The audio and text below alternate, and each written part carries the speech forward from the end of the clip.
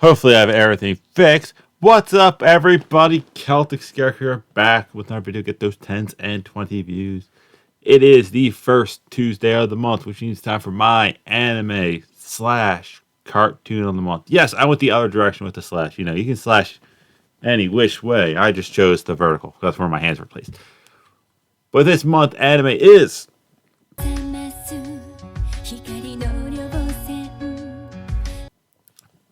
Yeah, I know the intro didn't really give you much info to go by, but it is the anime called By the Grace of God.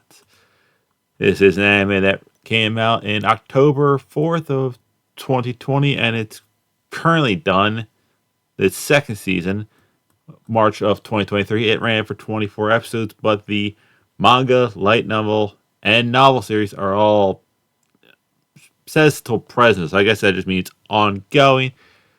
But this is a story that revolves around Romu Takabayashi, a 39-year-old businessman who, in the Japanese world, I think it's called, works for a black company, which really means it is a extremely shitty place to work. It's like abusive bosses, long hours, like everything bad. Like, why are you here other than you need money? You probably should quit this job. And he unfortunately has become unalive. Yes, it's an isekai. If you don't know what isekai is, it's an anime series, whatever, where a person gets teleported to another world via like weird teleportation or transportation, or most kinds of animes, they die. 90% of the times get hit by a white moving truck as they just step off the curb. I don't know. I know there's an anime out there. I don't know the name of it, so tell me in the comments where it's literally about the white truck and going around to intentionally hitting people to send them into the other worlds. But little side note I learned from the Wikipedia page: Karma gets back at his employer on Earth when Romu dies because his boss and coworker find his body only for the boss to abuse it, you know, desecration of a corpse. I'm not sure if Japan has that law, but apparently it does. And his coworker called the cop that he was arrested. And then the company's misleadings were later exposed by a said coworker, probably the same one who called cops on the boss, because, you know, you call the cops on your boss, you got really got nothing to lose. Who was surprised how easy it should have been for their company to get caught when the evidence was straightforward as it gets. Yeah, it's basically, don't be to your employees is pretty much the lesson there. But when Ryo dies, he is met by these three gods. You have the Gandalf Dumbledore looking guy named Gain, who is the god of creation. No. But he's not the god of Earth. These are the gods of Stefel. I had to point that out.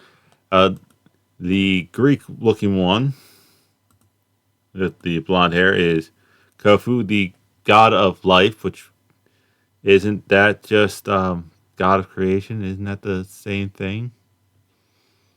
I don't know. It sounds like what?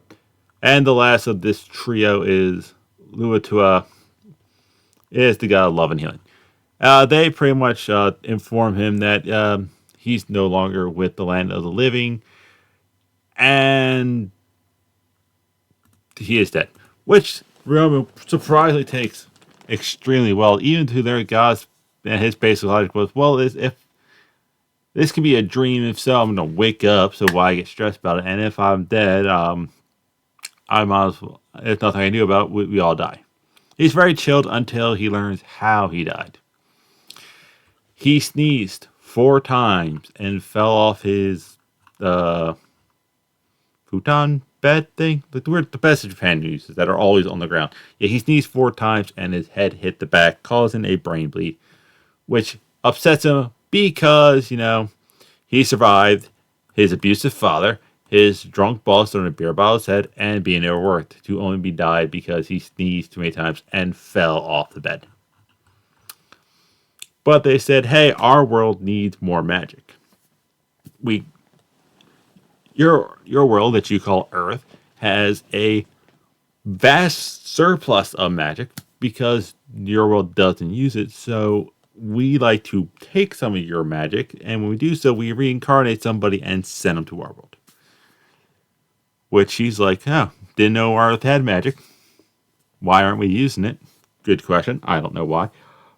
But he's like, all right, cool. Are you sending me to go on a certain quests, certain missions, or anything you want me to do? Because I've seen this in mangas and animes back on Earth.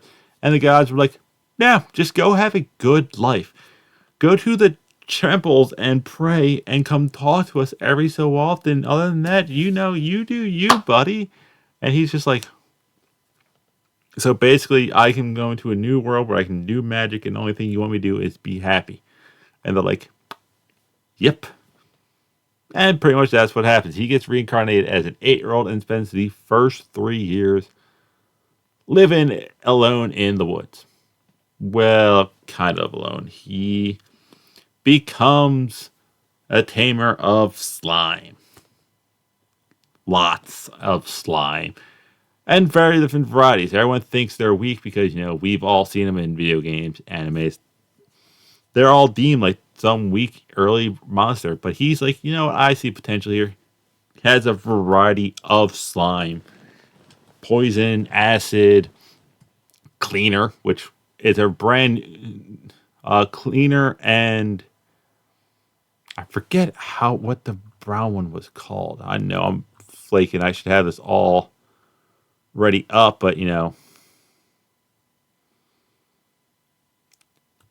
my computer decided to be mean to me and not want to do it. Da, da, da. Blood cleaner. Scavenger slime. Who eat waste material and create trash and waste material and creates fertilizer, which is very good. Yeah, but these two new slimes, he pretty much is that. Also, he has healing slime, which is really cool. One day, he is just chilling and he stumbled across the bodyguards of the Jamil family, and one of them is hurt. Man named Hughes. He is a very straightforward, blunt person who gets slapped a couple times throughout the series. But, because he hasn't seen people in a while, he's just like, me help, bring. And when they see the slime, they get offensive. He goes, no, friend. They realize, he's a slime. Heals Hughes, and they go, thank you, we'll be back. And, they bring the entire family. He's pretty much introduced to high-level nobles, the Duke, all this country. And it's just like, hey, because you saved my retainers, we're all instantly grateful. And their daughter, whose name it's like Ellerine. No, I will find it and I will actually play the clip. I'll have to edit it away, but I forgot one of the issues I was having is, it changed my mic because of the fact that this thing was being all weird and wonky. I kind of lost sound.